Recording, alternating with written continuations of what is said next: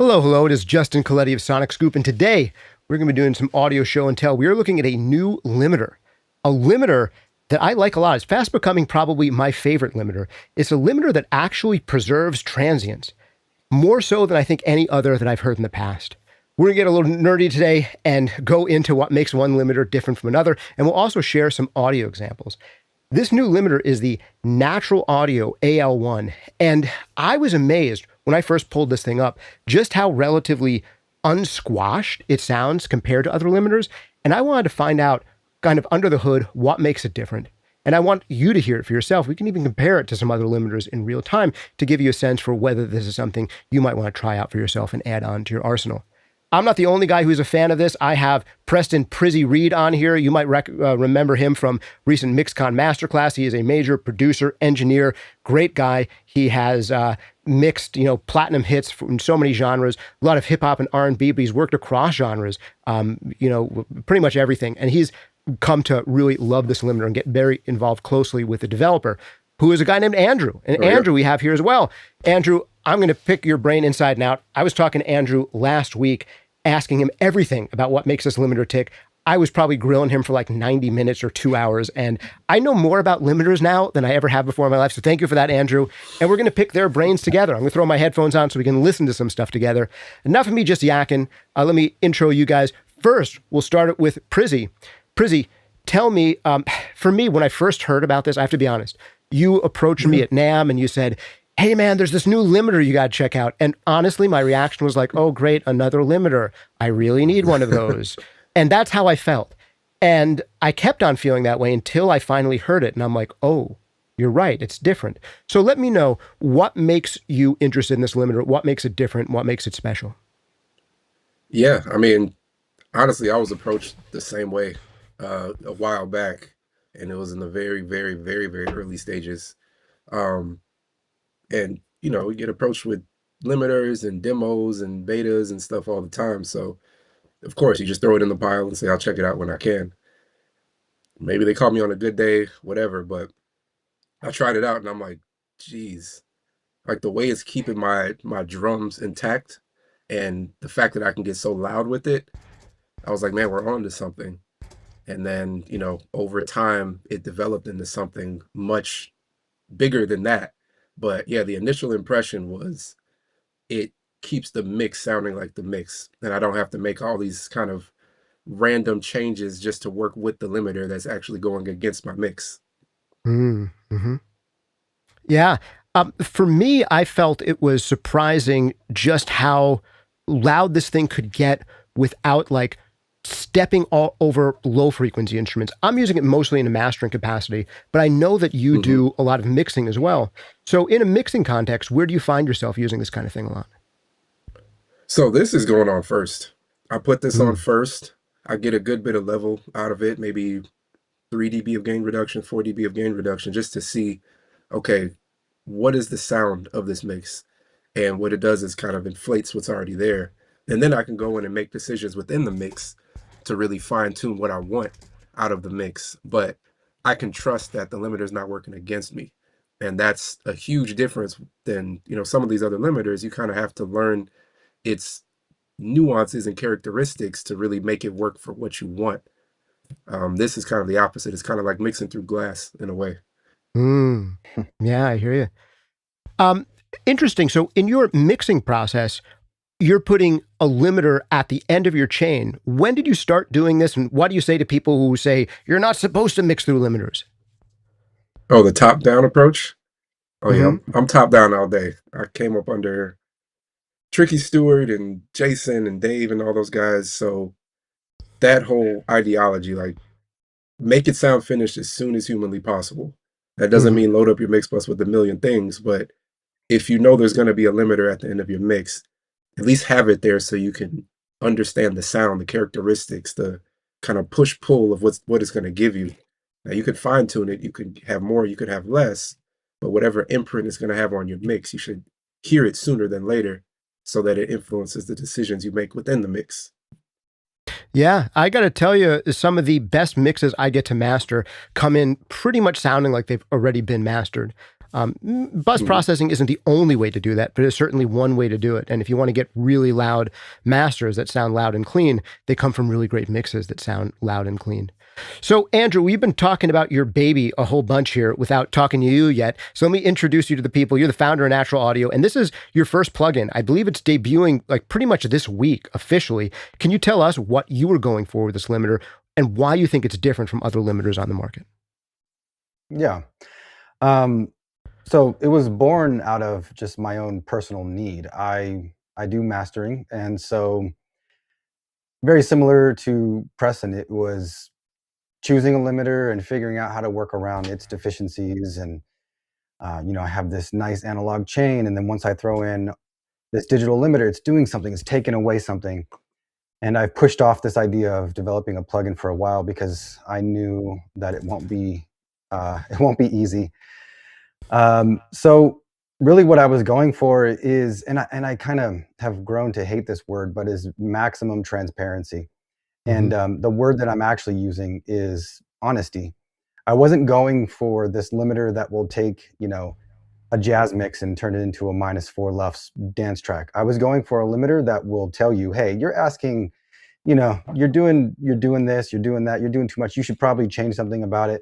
But if you do take the time to fix those problems by pushing this limiter loud and seeing where things might break up, you'll reap a lot of benefits from that. So really, I was just going for something that preserved transients, bass, stereo field. I mean, right, this is all the typical things that I don't think this is anything new that people want to have in their limiter, but I just had a relentless pursuit of testing this thing, A/B blind testing. Every single little change was tested against a plethora of genres and songs, and if it didn't beat the top 5 limiters to me, then I went back to the drawing board for half a year.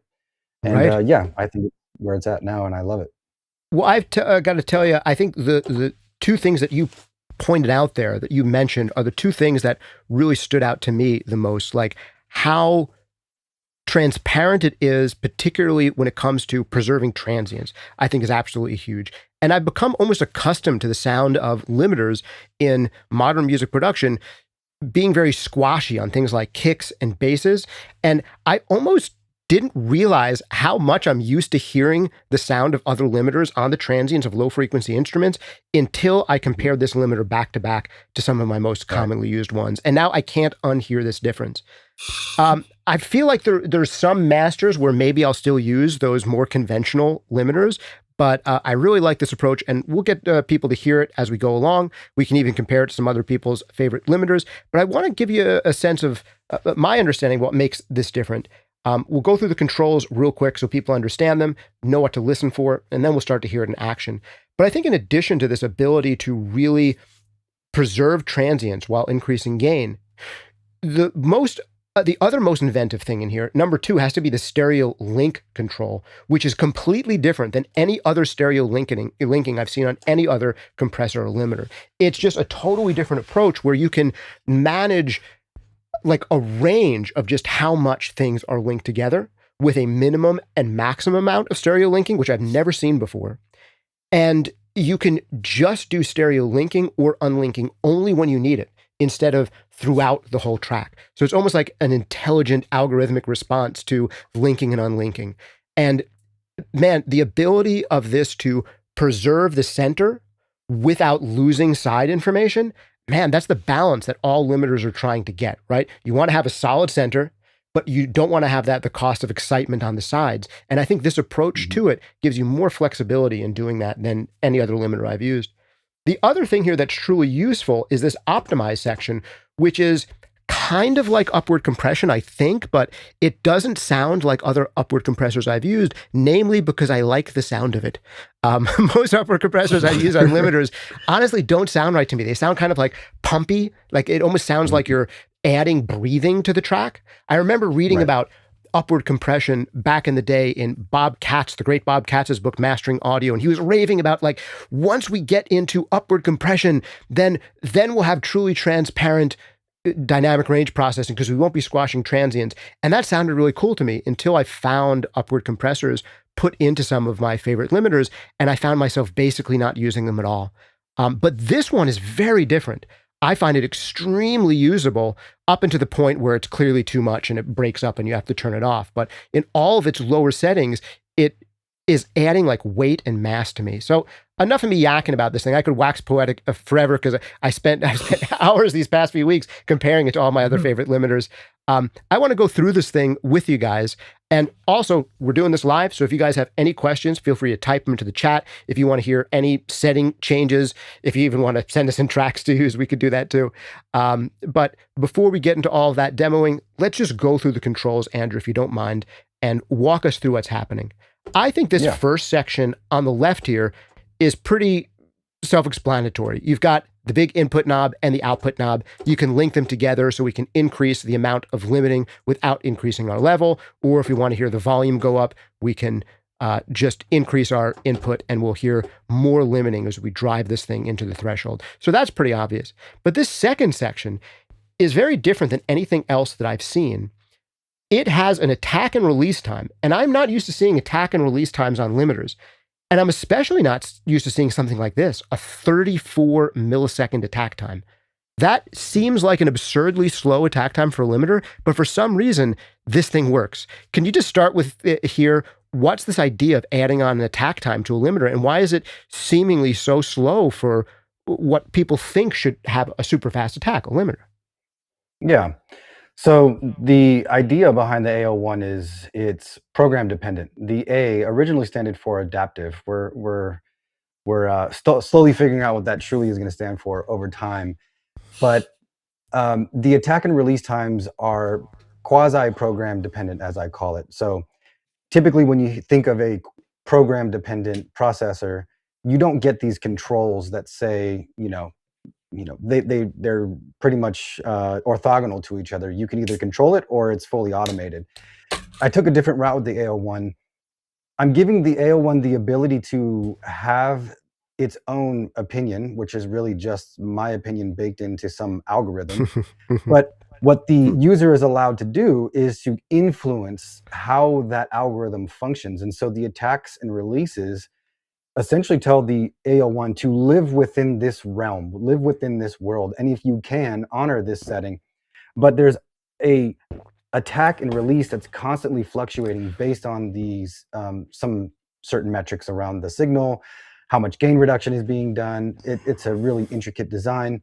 So these attack and release times are more like suggestions rather than hard limits on how the timing works within the AO1. Yeah. And before we go into some of these additional controls, I think it's going to make more sense to people once they understand what the biggest problems are normally for limiters. So I'm going to try to describe this, Andrew, and tell me if this makes sense and if you think I have it right. And this is why I think your limiter is doing differently and why I preserve transients. There is a problem that you run into when you're trying to use super fast attack compression and limiting. If you put on like a limiter plugin, and it doesn't have look-ahead capabilities, and you put that thing at 0 millisecond attack time, often it will distort like crazy. There'll just be this gritty hashing distortion that just doesn't sound good. So plugin makers have known this for a long time.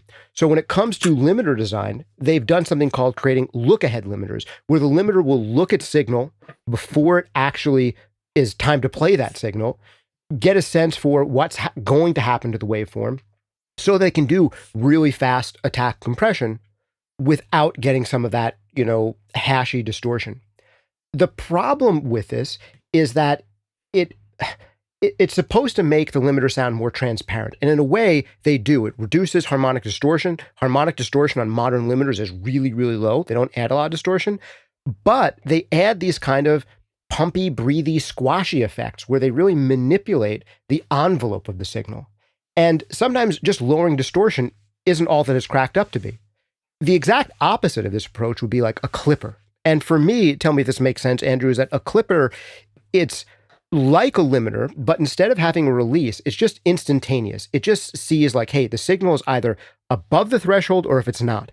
If it's above the threshold, based on how much is above the threshold, instantaneously, we're going to make sure it doesn't go too high above the threshold. And if you have a good soft clipper, it doesn't do any of this pumping and breathing.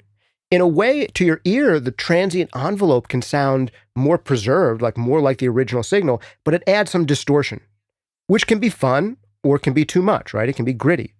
So you have these two different ways of doing things, either clippers, which add distortion but have less pumping and breathing, or these look-ahead limiters, which have a ton of pumping and breathing but no distortion.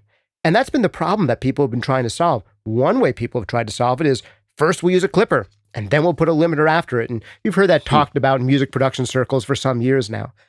But I feel like your limiter kind of does best of both worlds. And it's not simply a clipper put in front of a limiter. It's something different. And maybe it has a tiny bit more very pleasing distortion, like a slight little bit of analog haze compared to some of the other conventional limiters, but it doesn't have all that squashy, pumpy, breathy, and transient squashing effect of other conventional clean limiters. So can you tell us first how it's just different conceptually, like under the hood, how is this thing different than a conventional look-ahead limiter and a clipper? And maybe that'll help us understand some of the controls a little bit better. Sure. So, as you mentioned, look-ahead limiting, it tries to do this sort of analysis, if you will, of what's about to come, and we'll try to predict how much gain reduction do we need to start applying now so that in X milliseconds in the future, this peak that we're really after is going to be under 0 dBFS or at 0 dBFS. Mm-hmm. And this, as you can imagine, as you're turning down sample by sample, as you reach to this particular sample we're interested in, it's going to blunt the transients. It's going to make everything feel a little more smeared and smoothed out. The approach with the AO1 is pretty much what we call audio rate, or it's basically happening on a sample by sample basis. This has been attempted before. What you were talking about earlier, this hashy sound, that's I would be willing to bet that's what we call audio rate distortion. What happens is you're trying to manipulate the audio at a rate which ends up creating modulations that are audible because they're within a frequency range that's within our hearing. So no one has really found out how to do sample by sample limiting really without this audio rate distortion. And so I've come up with a way to do that. So, I don't know how much to really reveal, right? Because that's the secret sauce here is, but let's just say that it is certainly not look ahead, but there is, I mean, I'm not going to sit here and I'd be lying if I'd say there was no analysis window. There is an analysis window. It's just we've taken a fundamentally different approach. If you ask me, it's pretty naive to just say, okay, we're just going to start turning down everything up until this point. The AO1's whole goal is to preserve the original intent around the surrounding samples that are of the offending sample. So this sample that we're interested in right now, we want to turn that thing down, but how do we preserve the relationship of everything that surrounds that so that it can sound like it did before? And really that's the magic sauce behind the AO1's algorithm compared to look ahead. Very cool. Well, the proof is in the pudding. I think the best way to hear this is for you guys to hear it for yourself. In just another couple minutes after we go through some controls, I'll play some audio examples, but the best thing to do is to hear it on your own music. Do you guys have a free trial that people can check out on the Naturl Audio website? We do. Yes, we offer a 30-day free trial. You just download it. I mean, we also have a download link in the top here. Some companies make that extremely hard to find for some reason. We want you to download it. You can just download it, put it into your DAW. You start the trial right there in the plugin, and you get it a trial for 30 days, fully functional. Awesome. Check it out. And even if you don't end up buying the limiter, I think it's a really good ear training tool that will help reveal to you what limiters are really doing when they make things louder. Like put in the same amount of gain reduction, same amount of loudness increase in the AO1 and do that with another limiter. You may have to have slightly different settings. I've found that yours maybe limits a little bit. It depends on the program signal, but I can't necessarily put the same input on both limiters and have them be level matched. Sometimes I've had to goose up your limiter by 0.5 dB and now it feels level matched. So make sure you do that, but really shoot it out with your favorite limiters and put this thing into a mode where it's, limiting by 7, 8, 9 dB. So you can hear what really happens when you limit it excessively with this one compared to other limiters. And I think you'll start to develop an ear for hearing that kind of transient stuff, especially if you're listening on good monitors. I've got some planar magnetic headphones on right now. Andrew has some on as well. We both have Odysseys on. I think that Prizzie's got some dynamic ones on because they're a little lighter, but I know he has some planar magnetics in there. Yeah. And when you have good monitoring, I mean, oh man, this stuff will be clear as day.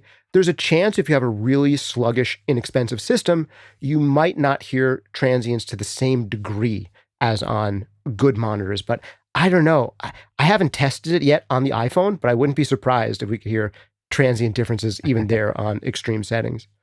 All right. I could talk about this thing all day, but let's get into hearing it first. I just want to go through the controls. So let me bring up my actual real one. Here we go. We talked about this, the input, the output, unity gain option, and we talked about this attack and release settings. By default, it's release super fast and attack super slow.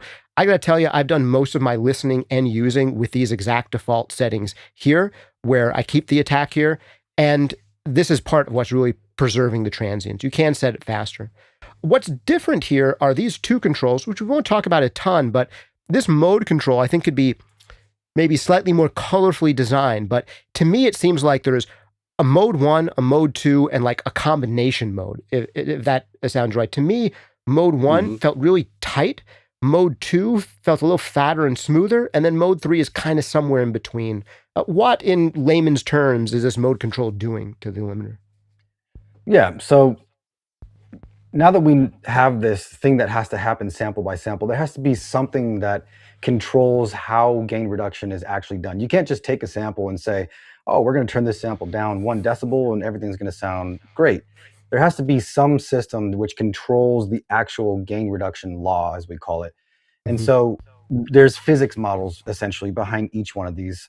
Mode 1, I mean, I can tell you some really nerdy stuff. It's really like a slew rate limiter, which has some physics applied that basically tell the limiter how fast it's allowed to move down and how fast it's allowed to move up. And they've just been finely tuned to work in tandem with the attack and release times so that they actually provide functional near brick wall limiting, but it just happens to operate so fast that it looks like brick wall, but it's not actually brick wall. So that's mode 1. It's this sort of slew rate limiter. And mode 2 is what we call a critically damped system.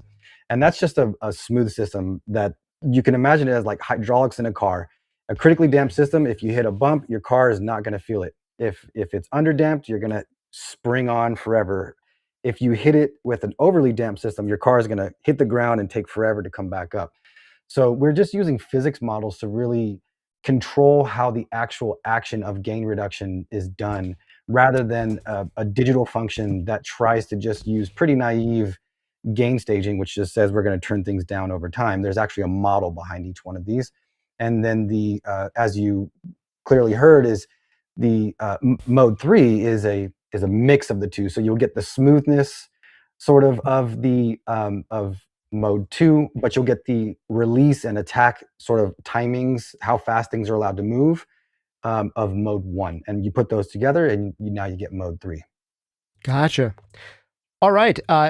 I think that's a very good way to describe what's going on at a technical level. In the super layman's level, for me, this limiter's default settings sounded a little bit tighter and more crisp, I think, than the average of my modern limiters. And I feel like going into mode 2 just brought in like a little bit of fatness back. Like I felt like it went just a shade towards the sound of a more conventional current limiter, but without the squash, and just felt a little bit fatter, maybe sustained, kind of coming up a little bit more. Yeah, so I think that would be the big difference. And then mode 3 was kind of in between. And for me, I played a lot between mode 1 and mode 2. And on a song where like I wanted to feel tighter, I'd use mode 1. On songs where I was like, it just needs to be a little richer, a little fatter, I went to mode 2. And that distinction was enough for me. And I haven't done mode 3 a bunch yet, but maybe it's because I'm still just getting used to it. The envelope thing I think is pretty similar to the mode control. If I remember correctly, it has to do with maybe how quickly the limiter recovers, and there's 2 different modes there. Close. So, now that we have like this law that kind of controls how gain reduction is done, there has to be some path that gain reduction follows. Very similar to how look ahead works, right? You have to follow some path. It's not like they're just drawing some arbitrary thing leading up to this sample, right? There's some mathematical function that controls how we actually lead into the offending sample. The AL1 has to have a very similar sort of concept. It's obviously applied very differently to look ahead limiting, but it needs a very similar concept. And so they're just different shapes of how the actual gain reductions path is shaped. Yeah. And then tonally, how would you describe the difference between envelope 1 and envelope 2? And is it as significant of a difference as the different modes? I would say that envelope 1 is a bit more. So the default, obvious what I was going for is transparent, right? That's what I Yeah. said in the beginning. So mode 1, envelope 1, were the beginning of the AO1, and it's a bit more transient, I would say, a bit more Yeah. transparent as well. Um, that being said, in order to preserve the transients, if you turn the AO1 up with this mode, you can get a bit more of an aggressive feeling, I would say. So although it is transparent, you can also drive it so hard where it gets aggressive. And obviously, you get too aggressive, you'll get distortion. And so it's a bit more Mhm. prone to distortion. But this is where I said the AO1 is trying to be honest with you. It's not trying to just take any arbitrary material and do absolutely everything that it can to prevent THD, right? Because Yeah. limiting is literally, like, the definition of limiting is literally distortion. To your Mhm. point earlier, it may not be this, little ticking sound that we hear when we hear distortion. Distortion could be in how the transients sound. It could be in how the bass Mhm. sounds. That is a distortion of by definition. And Right. so this one can just tend to distort more, but I would call that a feature, not a bug. Because if you're Yeah. asking it to do too much, then maybe you want to EQ some 20 hertz, or maybe you want to EQ something out of the high end or something. And it just kind of lets you know something's wrong. You might want to think about it. And then Yeah. I would say that envelope 2, it tends to pop out the center channel just ever so slightly. Things feel very similar to kind of the feeling behind mode 2. Envelope 2 just kind of feels a bit more smooth, I would say. And it just kind of brings snares and kicks out and front and center, but it just smooths out everything in general a little bit more than envelope 1, I would say. Very cool. And I think you're touching on a philosophical difference com- between your limiter and other limiters, which is when this limiter errs, because everything in audio is trade-offs, right? You get nothing for free in audio. You Yeah, just have to 100%. Hmm. decide which trade-offs you like the most. And where other limiters are going to err is they'll say, okay, when we push this thing too hard, it'll just sound really squashy and pumpy. And that's what we're willing to deal with. And your limiter says, if we're going to push this thing really hard, instead of going as squashy, why don't we just allow a little bit more harmonic distortion to come into the signal? And you know what? Oh, harmonic distortion, bad word, but isn't that what we're trying to get in our digital productions these days anyway? Like, people are using 20 different Exactly. saturators to get some harmonic distortion.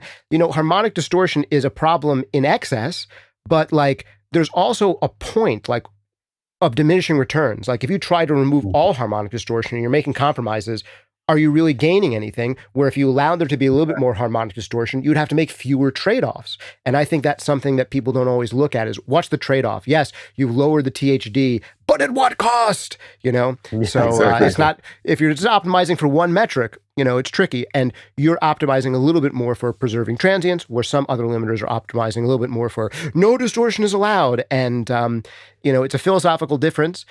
It's impossible to say one's right or one's wrong, except you put it on the there is track no and right or wrong. find out which one feels right. And maybe the conventional Right. limiters will feel right on certain tracks. You want some squashiness, and yours will feel right on other tracks where you want that punchiness. And this is one of the punchiest sounding limiters I've heard. Tight and punchy with the option to become a little bit fatter is what I'd say. Okay, we're like almost 30 minutes in this thing, and we only gone through a few controls because there's just so much to talk about. It's so interesting. Yeah. This live stream is for the super nerds, the people who are going to use limiters every day and who are in the market for this kind of stuff, as well as people who just want to learn more about limiting and how it works. So we're going deep, guys. And if you have a problem with going deep, you can just shut us up, go to naturlaudio.com or natural.audio, and download the free trial and just try it for yourselves. I promise I'll play audio examples in a little bit once we've gone through a few more controls. But if you don't want to hear me talking, just try it, download it, and say, thanks, that was enough words. But I want to get into the next thing that's unique and different, which is this window control. I've never seen a window control on a limiter before. My understanding is that what this thing does is almost like a buffer for like how big of a chunk of audio are we going to analyze? How big of a chunk of our audio are we going to make a decision based on? Is that a good way of understanding it? And how sonically does moving this window from 0 to 100 change things? Yeah. It is a good start, I would say. As with pretty much everything in the AO1, everything is so interconnected, right? It's like I don't want to say a house of cards in the sense that it's fragile. It's just that you move one thing, it's just like doing a mix. You EQ something in the bass over here, all of a sudden the high end feels different. Um, Yep.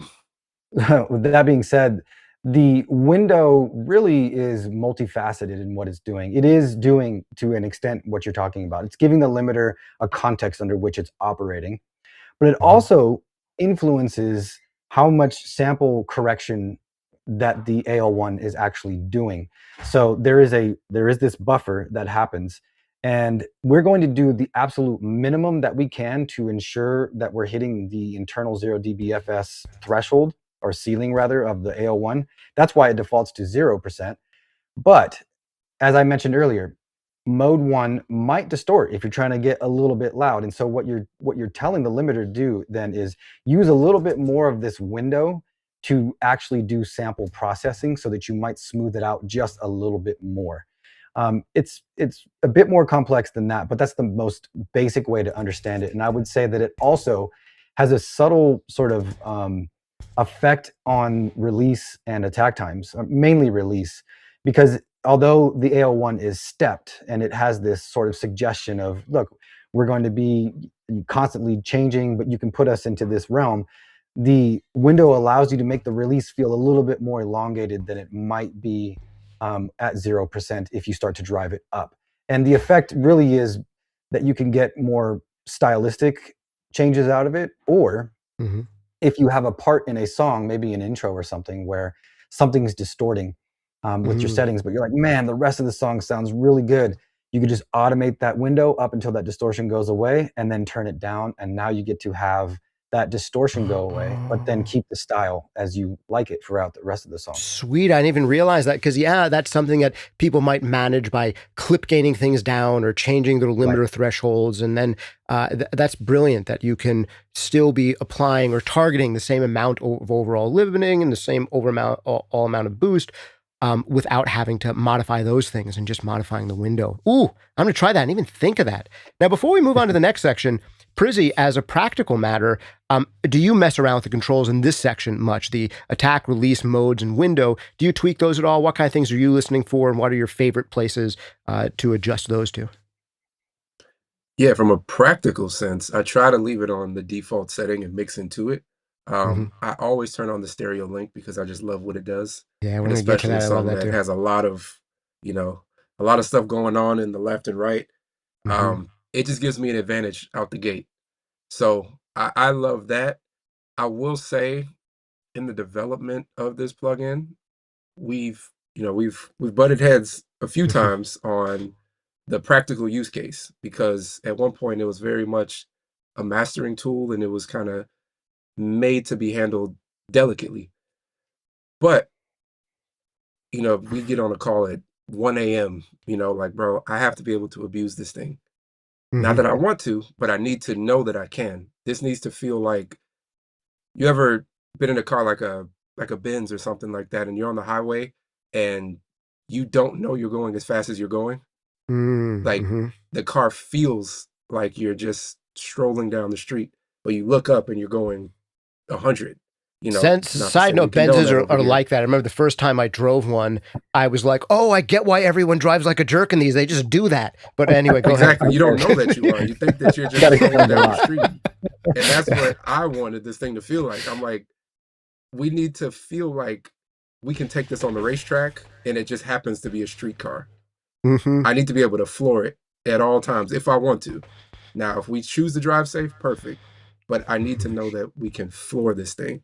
So, because of that, I think what we achieved was not having to use the whole limiter stack. Like, at one point, to get really loud, you gotta, oh, this goes into this, and then I do a dB of this, and I do a dB here.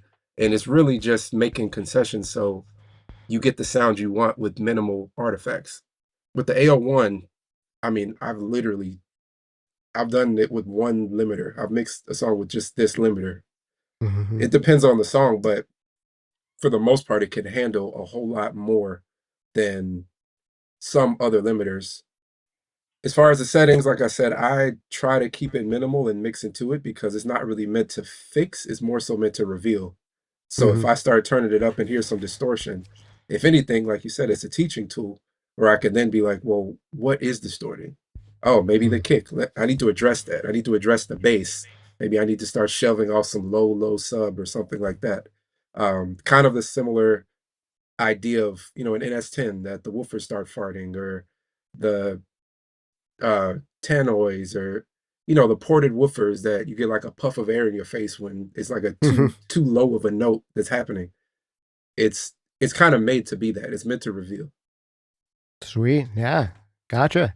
All right. Now let's talk about that stereo limiting section that you love so much. And this is something that was important to me too. And I feel like it's one of the unique features of this.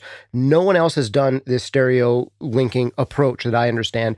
I've never seen a stereo linking setup that has a threshold control.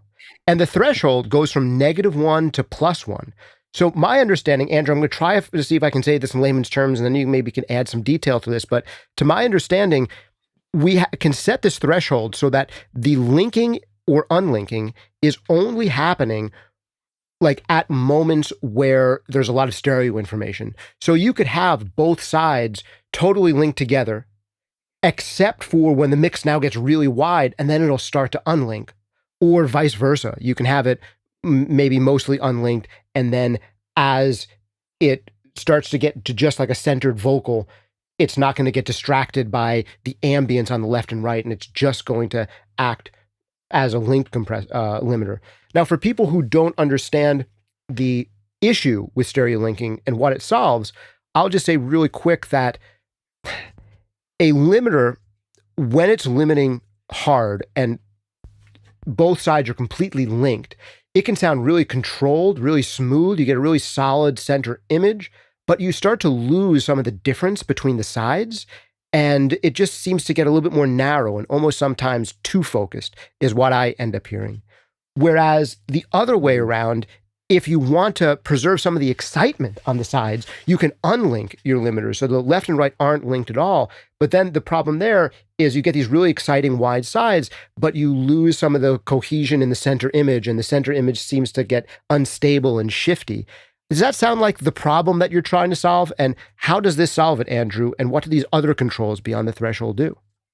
Yeah, that is exactly the problem, right? When I love when you can stereo link something and the kick and the snare and the vocal, everything just comes into focus and it snaps in and it feels solid. But then all of a sudden, on those parts where those elements are gone, it feels like everything is just a little too constrained and it doesn't feel like it breathes on its own. So by default, the AO1 is dual mono. Linking actually came later. And this -1 to +1 threshold that you're talking about is correlation. And correlation really is just how alike are the left and right signals. And it's a scale. It's a normalized scale from -1 to +1, one being fully correlated, -1 being completely different. Mhm. Typically, music is fluctuating anywhere from very close to 0 to +1. Mhm. And so with the threshold knob, what you're doing is you're saying, okay, I want linking to engage somewhere around this. There's a softening, right? Obviously, you can't just suddenly start linking. There'll be discontinuities and you'll get distortion. But this will say, like, okay, when the correlation of this signal reaches point 0.8, somewhere thereabouts, we're going to start engaging linking. And what's happening is there's this range then from there where linking happens. And that linking range is determined by an internal algorithm that kind of decides, okay, when we're this correlated and these kind of statistics match, we're going to be closer to the minimum amount that you set down here. But when it's closer to being correlated around the threshold and these statistics are aligned, we're going to set the stereo linking percentage to this maximum number. And so what happens is this linking percentage that is happening is literally changing sample by sample as the song evolves, right? So what happens is as your kick, just imagine you took time, you slowed it down 20x.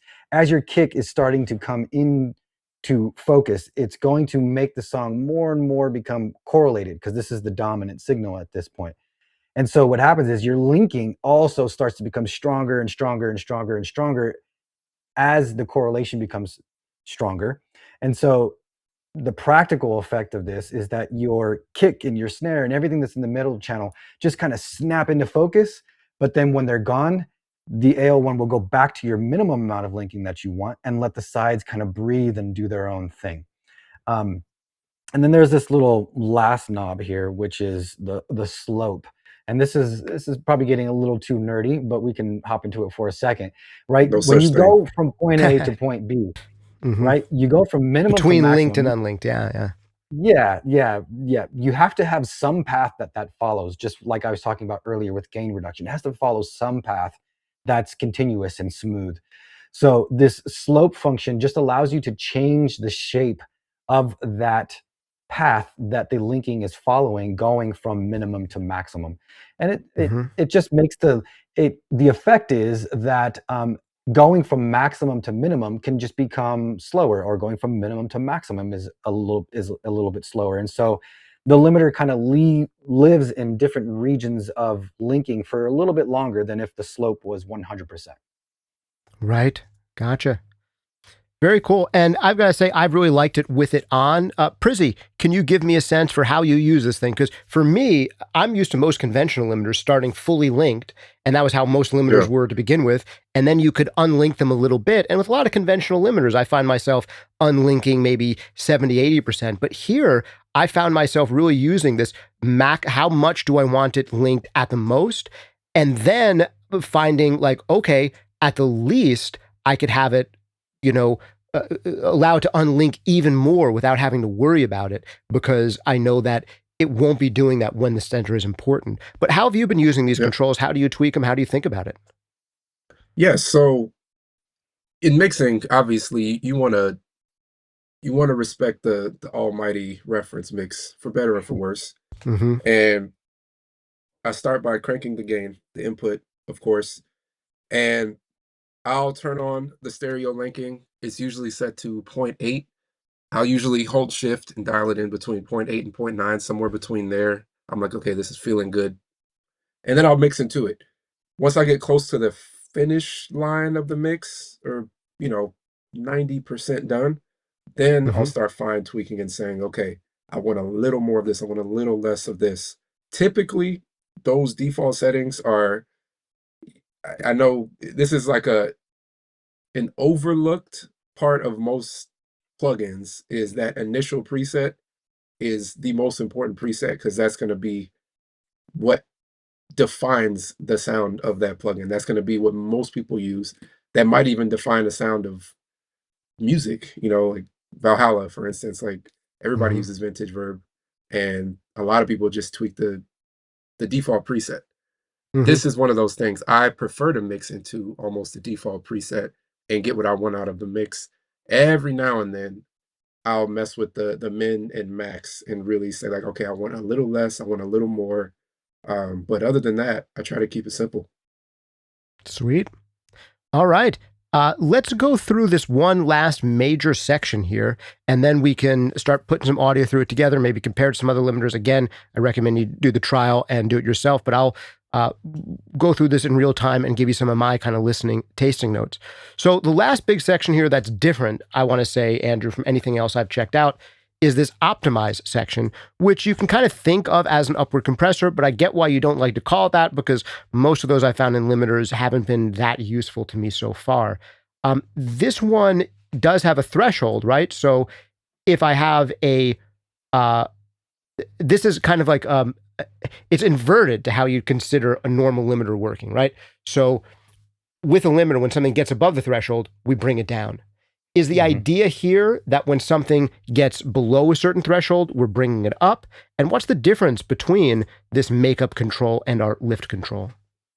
Yeah, that's exactly what it is, right? So if you can manage to find when the signal is falling but below an RMS level and turn it up, and then simultaneously as the song evolves and it gets above that signal, and now all of a sudden we're limiting, you're kind of like, mastering and mixing. We're trying to fit this thing in a smaller and smaller box as time goes on. Mm-hmm. Every stage of that process is just fixing things, but doing it in a most transparent way possible so that you get this perceived, wow, it sounds like it's not compressed, but it really is 6 dB less. So optimization is trying to take everything that's below this threshold and lift it up to the amount of lift that you specify with the knob that's linked to it.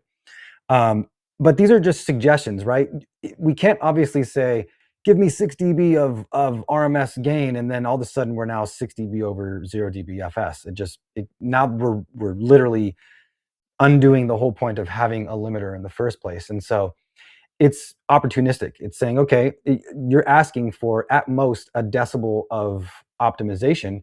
We're going to do that when opportunity arises, and we're not going to try to do it when there's gain reduction. And so there's this dance. In fact, there's a very intricate algorithm where the limiter actually notifies the maximizer, which comes, funny enough, the maximizer comes after the limiter.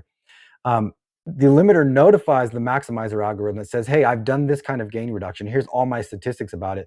And the optimizer will try to, kind of like a puzzle, fit perfectly into that and just raise the RMS level. So that's what the lift is. The makeup gain is an auto makeup gain. And again, it's opportunistic. You could say, give me six decibels of makeup gain, but it's not going to do that for the same reasons that I mentioned earlier. But this is different, where the threshold, or rather the lift, happens sort of in the valleys, right? Where there's not peaks, there's no gain reduction, and it's lifting up average level. The auto makeup is trying to inject makeup gain as gain reduction is happening. Because we could have, as I mentioned earlier, there's this envelope that happens on the gain reduction curve, but that envelope could be too aggressive, and technically we're below 0 dBFS. And if we're below 0 dBFS, it means that we can add more gain. And so what this auto makeup gain is doing is it's trying to add gain back in while respecting the 0 dBFS threshold as the limiter is on its release curve. And the effect in that scenario is it just feels like the kicks and snares, these things that are pokey, they just have just a subtle bit more of maybe sustain or snap to them. That's the best way that I can explain those two. And my to your point about upwards compression, it sounds very bubbly to me, very like a balloon. This is trying to be as transparent and just feel like raw gain as possible. And so it actually uses the limiting action, but in the inverse order. Because if we can do gain reduction this fast and this clean, then we can do optimization that fast and that clean. Yeah, I mean, it's such a simple insight. Why not? Why in a limiter should we have an upward compressor when we can have an upward limiter that acts very quickly? And then you're using basically these same kinds of processes that are taking things down and using that to bring things up. And to me, like I said, it's the most transparent one I've heard until it breaks. It's one of these things where, like, if you really set that high, like, it's just like, okay, that's too much. It's distorting. But if you use it before it gets to that point, it just sounds richer, more sustaining. That's the thing for me, is like the sustain leaping out, adding kind of richness and fatness. The one thing you sacrifice with having such a punchy, tight, clear sounding limiter is that you don't sometimes get that same kind of lift of the sustain that a more conventional limiter does. But this brings that back in without squashing the top. So you can have kind of the best of both worlds. You preserve your transient and you bring back some of that sustain and weight and fullness and sense of depth you get when the quiet signals are brought up by a limiter. Now, I'm going to ask Prizzie how he uses this section, how he likes to do it. While I'm doing it, Andrew, just because it's been getting darker as this live stream goes along, do you have additional light you can turn on in the room you're in? Because I feel like we're getting to mood lighting on your shot. Literally talked about it till the sun went down. Indeed, man. All right, Prizzie. So how do you like to use this section? How do you think about it, and how do you like to set it? So I got to give you a cheat code that I like. One, I have the L1 on my drum bus too. And what that does is, of course, I can catch some peaks. Like, it's doing very subtle things on my drum bus, but it's catching some peaks, and that optimization is adding more grunt to my kicks and snares. So that's less work I have to do later down the line or earlier in the chain. That's pretty much what I get from it. So on my mix bus, I'll have it if I need it. If I'm listening to my mix versus whatever the rough is, and I'm like, man, there's just some extra oomph that I want, I'll pop on that optimization button, and a lot of times it's already there. But in the drums is where I've seen it shine the most, just to have that extra grunt, that extra 5% of disrespect, if you will. It's my favorite Sweet. thing. Awesome. Well, with that out of the way, let's start listening to this thing. I think we've covered about all of it. The last thing that people should know is there's a metering section on the right where we can look primarily at gain reduction or gain increase or output. And it'll come up from both sides, right? Because we have upward stuff. We'll see it dancing down from the top for downwards limiting and dancing up from the bottom for upwards limiting, which more limiters should now include, in my opinion. All right, Andrew, actually, I think this is one of your clients, the track that you sent over here. It looks like a Latin track. And this one already has a significant amount of dynamic control on it, but we still see it's a tiny bit spiky maybe compared to a final master. So let's put some additional level on it and kind of see what happens. I've got it here at factory defaults, and we'll kind of bring it up. And then once we have it doing a lot, maybe we'll compare it to the sound of a more conventional limiter.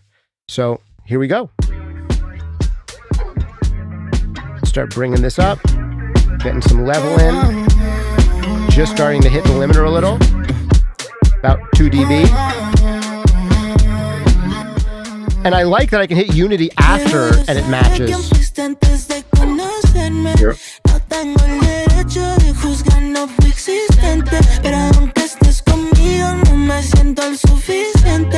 One thing that's standing out to me is that we see the limiter moving so much on the kick drum, but it's not changing its envelope quite as much as other limiters might.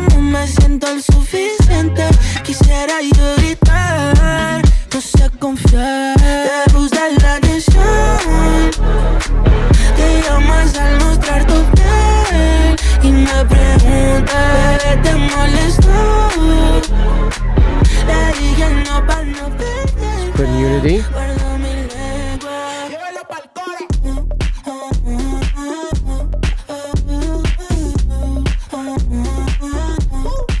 So there, I still feel like all the attack of the kick drum is there. In these really extreme settings where we're limiting like 6 dB, I'm feeling like a little bit of crunchiness that's being added, but that's kind of pleasant that people are often trying to add on purpose. Let me take it out of unity here so we can just hear it a little louder. And then I'm going to turn the optimize on.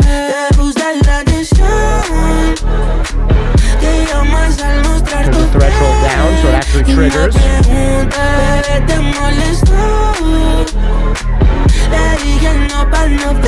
Oh, the other way. There we go.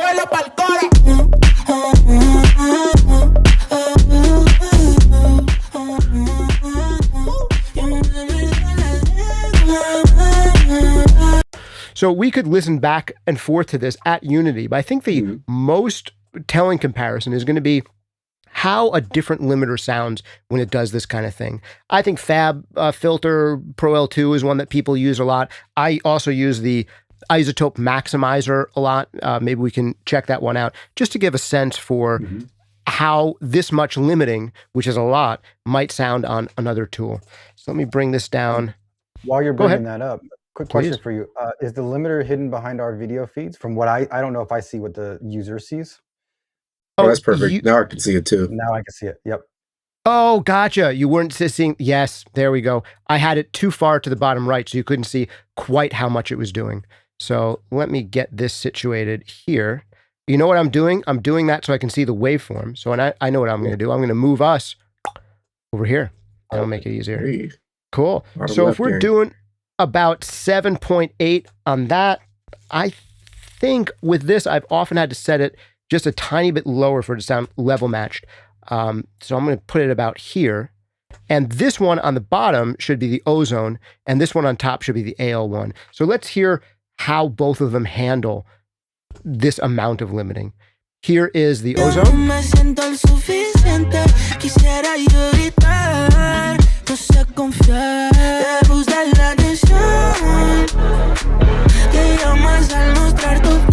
A lot of pumping there.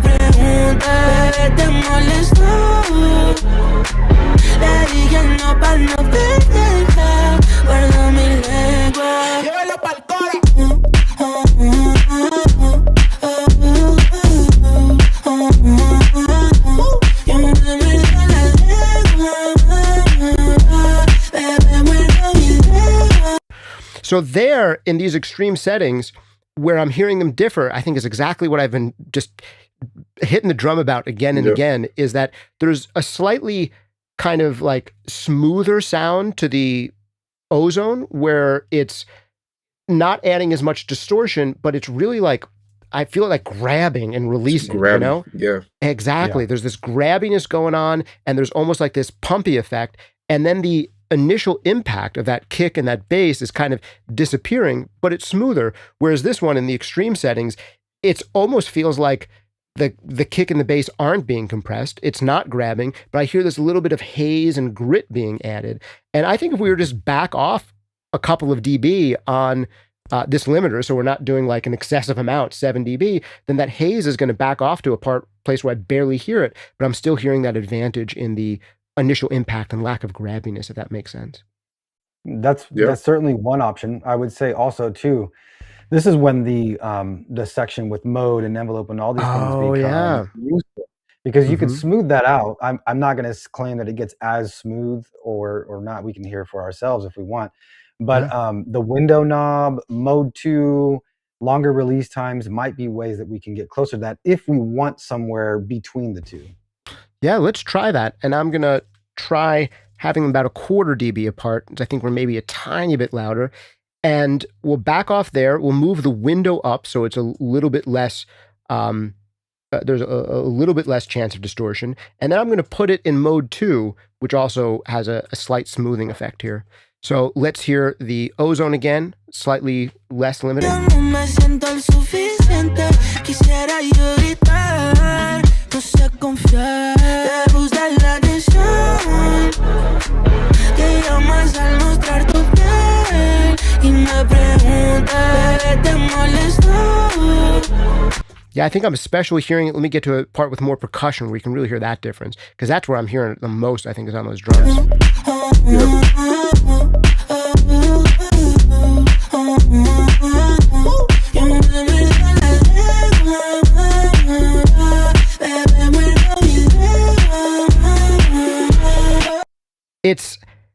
I mean, there's things I like about each of them. The things that I like more about the A01 is that if I'm going to cast the ozone in a negative light, the things I don't like about it is that the bass sounds kind of fartier when I turn it on. Like it just, there's less punch and impact, and it feels like someone's turned down the kick and the bass. Whereas when I go to the AL1, it sounds a little bit tighter, but I feel like there's more level in the kick and bass. You know, the thing that's most interesting to me about using this limiter when I set it hot is I'm used to limiters just first and foremost, they're squashing the peaks of my kick and snare, and then maybe they're also doing something to everything else. And I feel like this limiter is totally different than that, where I feel like the one thing it doesn't do is squash the peaks of the kick and the snare, but it feels like it's bringing up level of everything else. And it especially does that when we use this optimize function, because it's bringing things up from the bottom, and it's not trying to bring things down from the top as the way for us to hear the sustain. So I think you guys got to play around with. There's a whole bunch on your end. Compare it to like 5 different limiters and just see how and where you like it. Is there anything else you'd want me to demonstrate or any additional notes you'd want to give based on what we're talking about and playing around with here? I mean, here's the thing. The AL1, for better or for worse, is a pretty in-depth tool, but we've put a lot of work into trying to streamline that workflow as much as possible. To Preston's point earlier, the defaults are going to get you really, really far. You know, there's tons of ways that we could spin this, right? And that's kind of the beauty of the AL1 is you could try a different envelope, you could try different release times, you could try the linking. Like maybe you want to like really smooth it out and do longer release times in the window all the way, but then bring some snap back in with the linking. You know, in that, you know, in flexibility, you get this usability problem, right? Yeah. I can't tell you how many times people were like, I just want one knob, but one knob cannot solve all the problems, right? Right. So I would just highly encourage people to just dig in and use your ears and just have fun with it, really. I mean, and we have a community that you can reach out on. I mean, I'm so excited that this is just making its way onto some of the top mixers in the world's mix buses. It's more than making me happy to help people figure out how to use this thing. Of course, we're going to be putting out tutorials and whatnot, but I think what we've covered today really just kind of really showcases what the AO1 is about. To your point, preserving transients is utmost importance. We're not going to, you know, there's trade-offs either way that you look at limiting. If you want to optimize for little distortion, you're going to take away transients. If you want to optimize for little distortion, so on, vice versa. So, just go and have fun with understood. Beautiful. Oh, I got to add something, guys. Please do. You just downloaded the newest version. There's an advanced section that we will touch on later. But okay, this is a hidden gem. So if you can go to this little LCD screen above optimize. Right here. And if you hit the right arrow. Yeah. Detector timing. Right there? Yes. And then license status. Detector timing. Now. Oh. As you start to play. What's going on here? Scroll through these. Okay. Thank me later. I don't know if we have time for that because this is a whole different rabbit hole. This is wow. Do you want to give us a quick Matrix now? Do you want to give us the quick overview of what detector timing is doing? Because this wasn't in the original one I was trying. Please. It's not. Yeah. Now it is. Okay, so everything about the AO1, if you keep the plugin up, we could talk briefly. I'm going to get super nerdy here, but everything about the AO1, the numbers that are used internally, like I'm going to, God, I don't know if this is going to make me look good or bad, but I've even used like the, just physics numbers to set constants within the AO1. If you look at the attack and release times, there's something called Fibonacci and Lucas numbers. That's the union set of them. This detector tuning, what it is it is setting the maximum window size, this analysis window, and how much of the window this knob here works on to 1/4 length, the full cycle of the note that you select. So basically, it's like somewhere around 15.2 milliseconds or something for C0.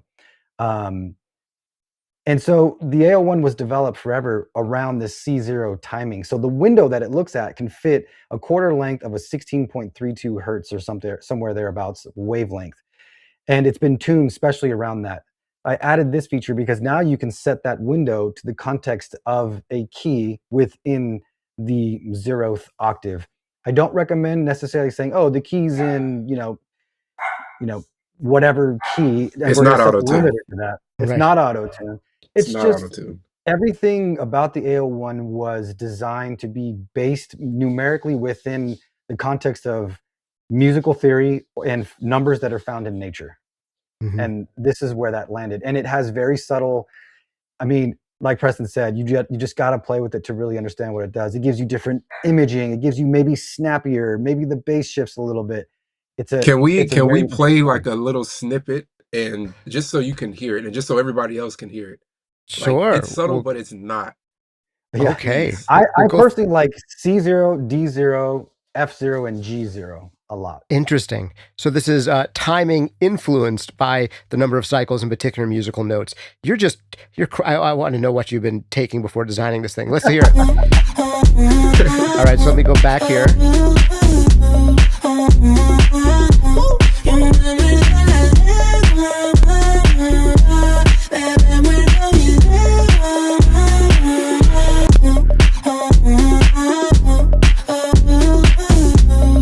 Right? Look at his face.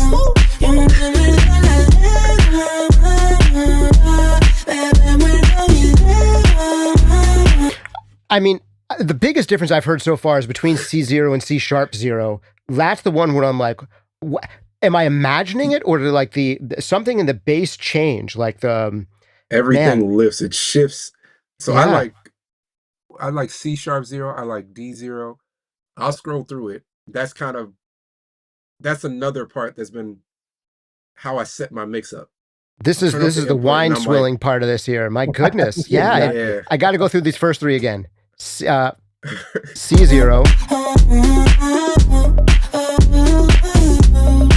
Yeah.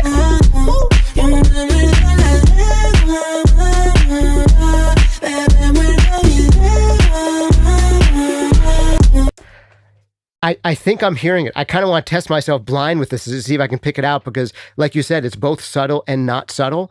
And I want to know how much I'm tricking myself or how much, because I feel like it doesn't change, but it does. It's so weird between C0 and C#0.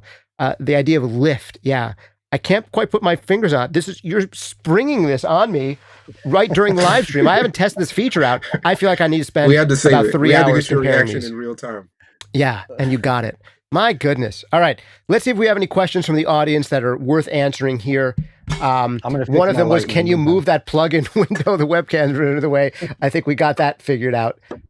Questions about LCDX or Hi-Fi Man, Aria Organic. I'm a big Odyssey nerd, so I'm just going to say that. All of us here own Odysseys. I don't know if any of us here own Hi-Fi Man headphones, although I've demoed them and they're not bad.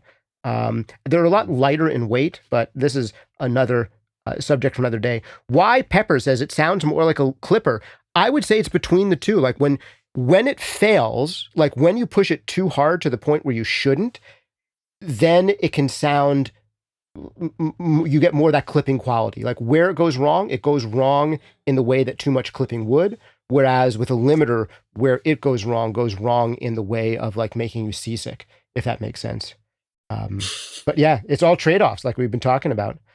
Luca says that feature is so cool. I think he's talking about this musical note tuning of the timing. Crazy. Maybe add some arrows on the note selection so we don't have to move our hands as much and just can close our eyes. Oh, that's interesting. So you don't have to select them from the list and just tap through them to make it comparing easier. Luca says it's like a flavor setting. I really want to try it out. Yeah, definitely do. People are downloading it, trying it out, saying that they're excited to hear more of it. And awesome. Not too many specific questions. One person is asking about plugin design and what it's designed in, but I think that's kind of beyond the scope of this conversation. Guys, you have heard us talk way too long. If you made it this far, you are a super nerd. You are like as nerdy as me and Preston and Andrew. And for that, congrats. I like you. Yeah. Yes. I like you. Yeah, very much. Please just go ahead and try it out.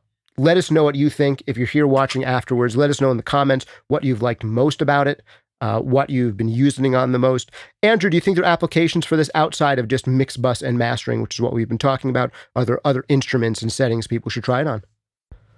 Honestly, I'm a big believer that there's no rules in audio, right? Mm-hmm. So if I actually saw someone use it in a video that will be released shortly on acoustic guitar and using a limiter on acoustic guitar, and it just sounded transparent and clean. That was really cool.